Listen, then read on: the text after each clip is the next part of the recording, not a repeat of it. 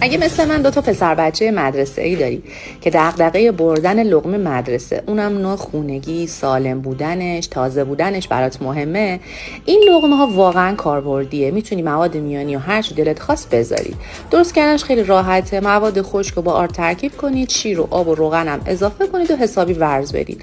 نمیگم حتما به تست کشش برسین، ولی یک خمیر لطیف مثل تصویر در بیاد کافیه. 45 دقیقه بهشون یه استراحت اولیه بدین که تخمیرش انجام بشه. بعد به آرومی پفشو بگیرین و به چونه های 50 گرمی تقسیم بکنید.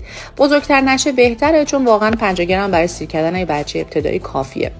بعد اونها رو 10 دقیقه استراحت میانی بدین و بعدش مثل تصویر همینطور که میبینید با وردن نازک بازشون بکنید و همینطور که میبینید به فرم مستطیل در بیارید. بعد از مواد میانی دلخواهتون که دوست داشتین میتونید بزنید و بعد مثل تصویر همینجوری بالاش رو با ابزار شیار بزنید و رولش بکنید. به همین راحتی درز هم حتما بیفته زیر کار. داخل سینی فرتون بچینین، روشو بپوشونین تا حجم 2.5 برابریش صبر بکنید تا تخمیرش کامل انجام بشه. تقریبا 50 دقیقه طول کشید. میتونید رومال شیر و تخم مرغ بزنید که من اسپری آب خالی زدم. در نهایت داخل فر داغ بپزین که تو کپشن نوشتم حسنی هستم و توی پیجم خیلی راحت نونوایی کردن رو به هدیه‌ات میدم. دوست داشتی فالو کنه، کنارمون بمون.